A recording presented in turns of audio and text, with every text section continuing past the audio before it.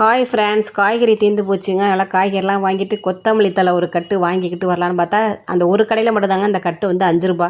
மற்ற கடையில் ரூ. 10 ரூ. 15 வரைக்கும் கொத்தமல்லி தழை கட்டு விற்கும். அதனால் அந்த ஒரு கடையில் மட்டும் காய் வாங்கிட்டு கொத்தமல்லி தழை வாங்கிட்டு அப்படியே வந்தாங்க.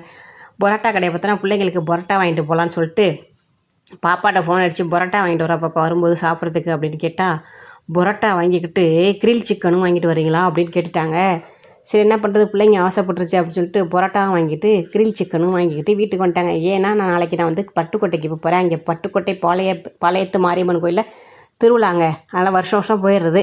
அதனால் இந்த வருஷமும் போகிறேன். சரி பசங்க ஆசைப்பட்டதை வாங்கி கொடுத்துட்டு போகலாமே அப்படின்னு சொல்லிட்டு வாங்கியாச்சு. பரோட்டா வாங்கியாச்சு. சுட சுட இருக்குது. சால்னாவோட கிரில் சிக்கன் சூடாக செம்மையாக அந்த கடையில் நல்லா சூப்பராக போட்டு தருவாங்க. நல்லா சாப்பிட்றதுக்கு சூப்பராக இருக்கும். மைனஸை தொட்டு சாப்பிட்டோம்னா சூப்பராக இருக்கும். ஆனால் மைனஸை சாப்பிடக்கூடாது அதிகமாக. சரி இன்றைக்கி ஒரு நாள் பிள்ளைங்க ஆசைப்பட்டதுனால என்றைக்காவது நாளைக்கு வாங்கி கொடுக்குறது தப்பு இல்லைன்னு வாங்கி கொடுத்தாச்சு. வாங்க நீங்களும் சாப்பிட்லாம்.